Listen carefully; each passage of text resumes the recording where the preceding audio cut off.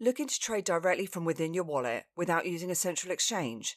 In this video, I'm going to show you how to leverage trade using Jupiter Perps on Jupiter, one of the most popular platforms on Solana.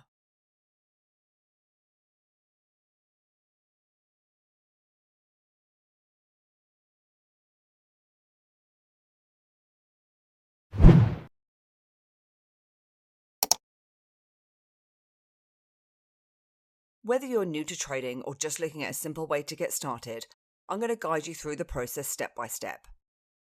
Jupiter Perps lets you trade cryptocurrencies with leverage, meaning that you can open larger positions with a small amount of money.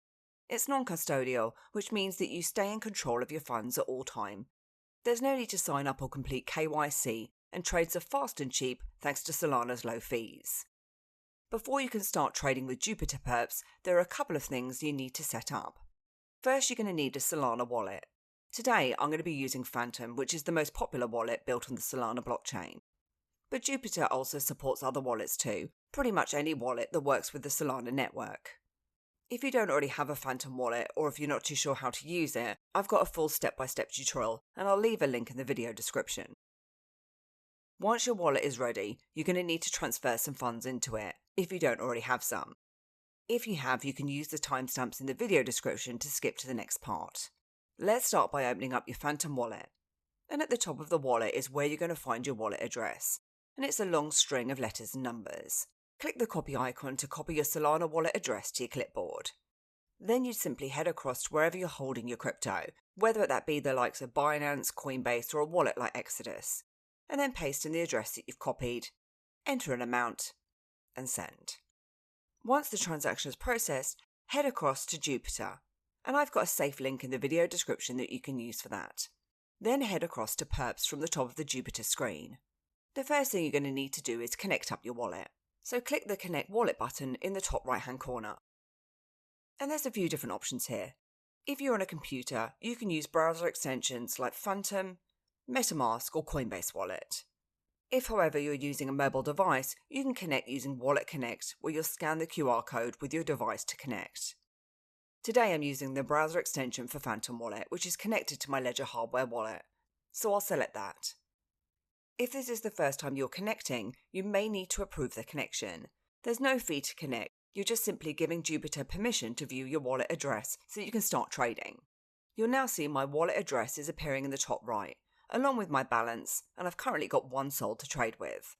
Your balance will also appear in the trade order section, which we're going to come back to. Now your wallet's connected, let's take a quick tour around the Jupiter Perps trading screen, just so that you know what everything means when we place a trade. Over on the top left is where you choose the asset you want to trade. With perpetuals, you don't own the actual asset. You're trading contracts which represent the price of the asset instead. Right now, Jupiter Perps supports SOL, ETH, and wrapped BTC. For this walkthrough, we're going to stick with SOL, but the interface is the same no matter what asset you choose. Next to that, you'll see the interface option, and there are two different versions available. JLP, which stands for Jupiter Liquidity Provider. This is the newer default interface powered by Jupiter's own liquidity, and Legacy UI, which connects to external liquidity providers. We're going to be using JLP as it is more efficient and better for most users, but you can switch between them at any time. Then to the right, you're going to see some important market data, which is the 24-hour volume, high and low, the current price of the asset and its change as a percentage, and the borrow rate, which is also known as a funding rate. This is a small fee paid between longs and shorts depending on the market conditions. In the centre, you've then got your chart view, which shows how the price has changed over time. And you can toggle between the different time zones. Each bar here is a candlestick, which shows the opening price, the closing price, and the highest and lowest points of that time period.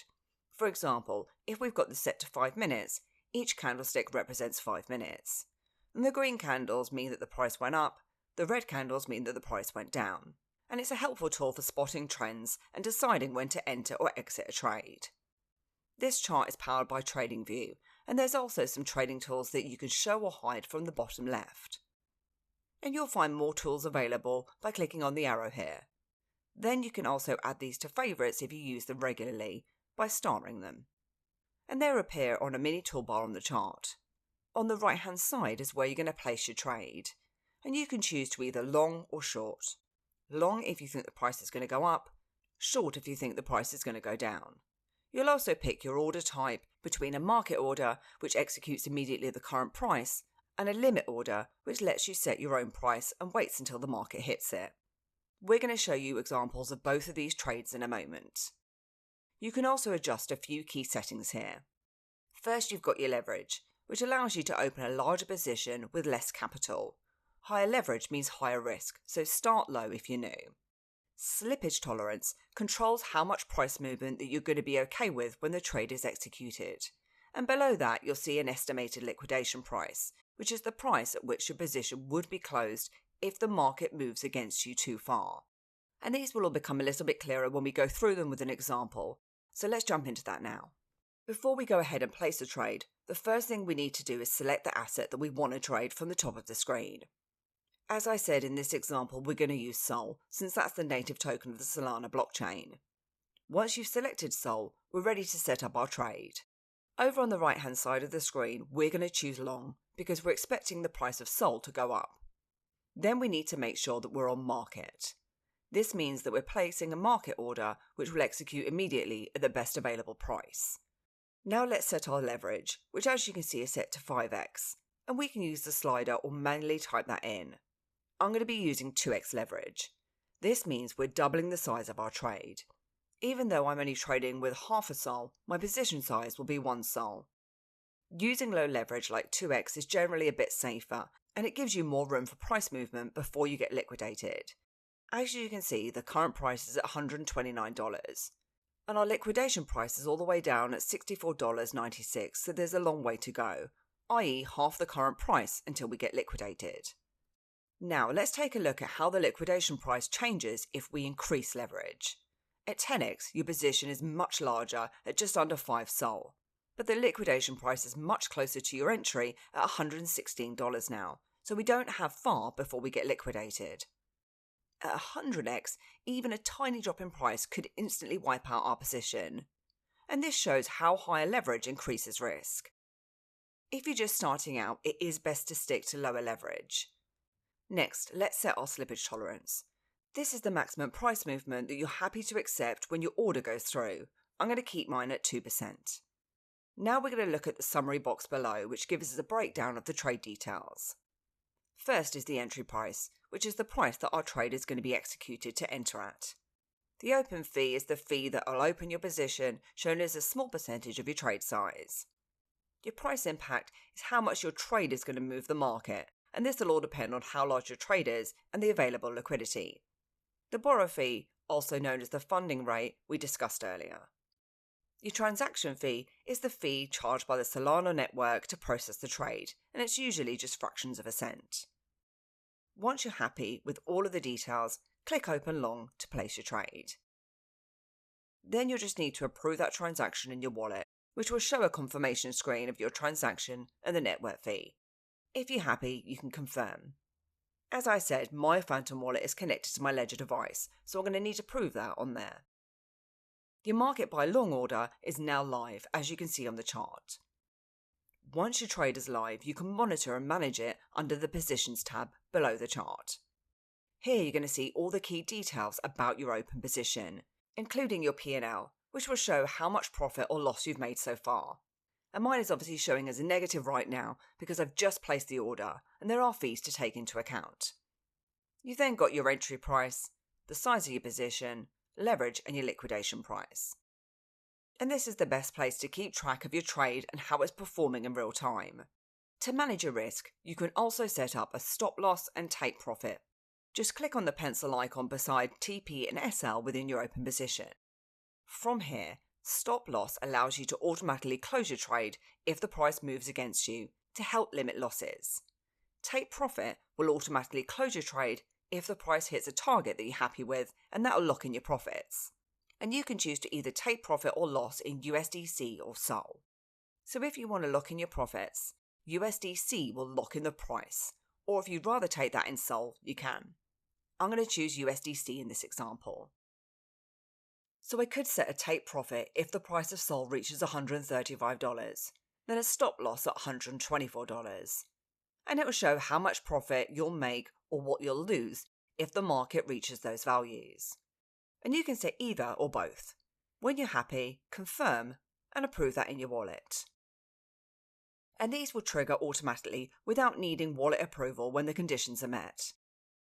Now at the moment, I'm currently still in negative, so I'm going to fast forward a few hours.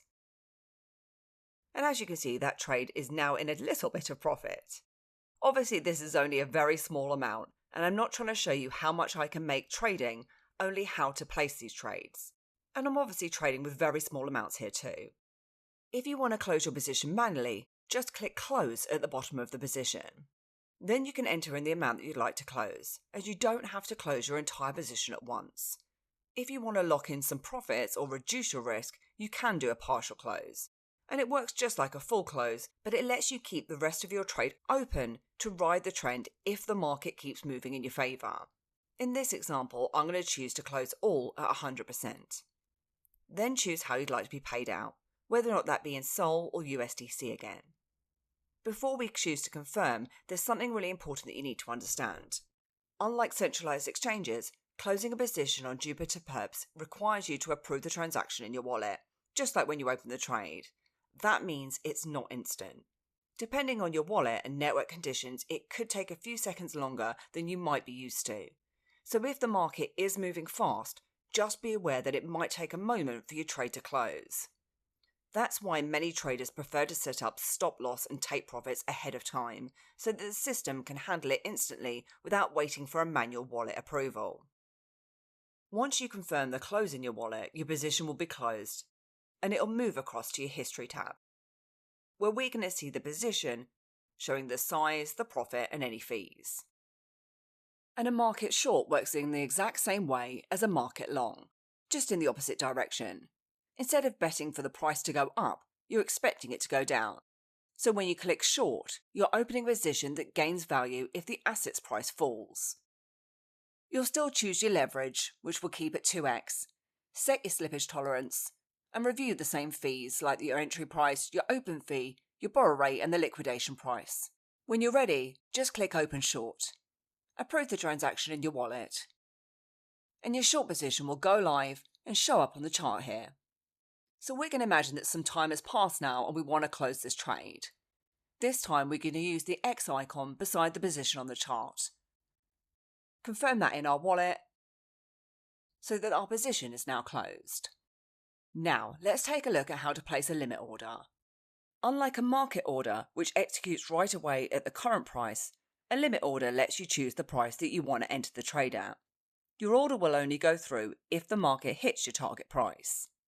So the current price of Sol is around $130, but we might think that the price might dip slightly before going back up. So instead of buying now, we'll place a limit buy long order to enter the trade at $128. So first we need to select limit at the top of the order panel. And we need to make sure that long is selected, since we want to enter position expecting the price to go up. Next, under limit price, we'll enter in $128. Then choose the amount that you want to trade. In this case, we'll stick to roughly half a Sol. For leverage, we're going to keep that at 2x again, and keep the slippage where it is. Even though this is a limit order, slippage can still apply if the market is moving quickly when your order is triggered. On the green open long button, we can now see our position at just under a Sol, i.e. 2 times as large as the amount we're paying. Before placing the order, we need to review our details. So we can see our entry price here is set to $128, and the liquidation price is at $64.35, and then a list of all the fees. And you won't be charged any of the fees unless your limit order actually gets filled. When you're happy with everything, click Open Long to place the limit order, and approve that transaction in your wallet. You'll now see that I've got some warnings on my account showing that my Sol balance is lower than the recommended amount, which is at 0.03 Sol. So if you ever have this warning, you may need to top up the amount of Sol in your wallet. But for the purposes of this tutorial, I'm going to continue. So your order will now appear under the Open Orders section, and it's going to remain there until it's either filled or cancelled.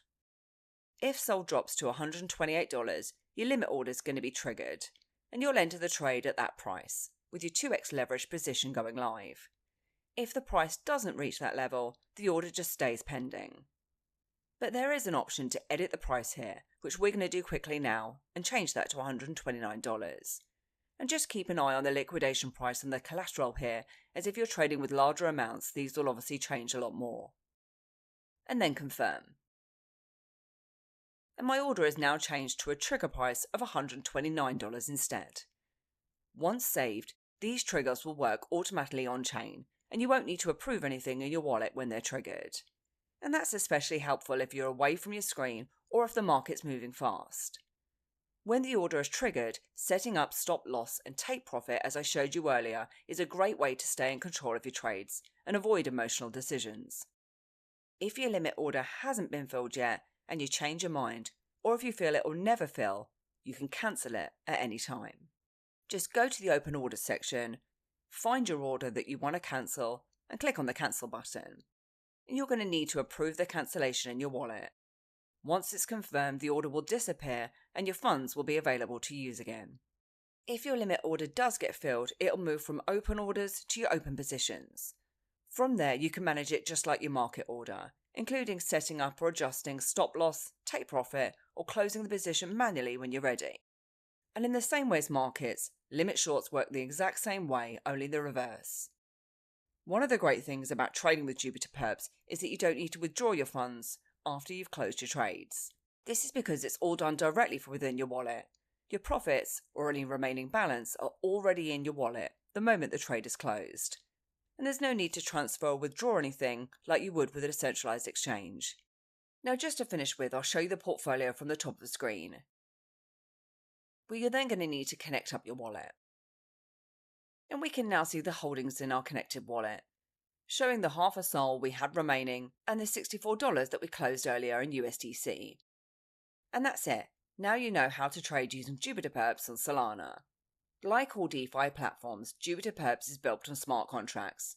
While it's widely used and trusted, always remember that trading with leverage carries risk, so only trade what you can afford to lose. If you found this tutorial helpful, don't forget to like, subscribe and turn on notifications for more beginner-friendly crypto guides.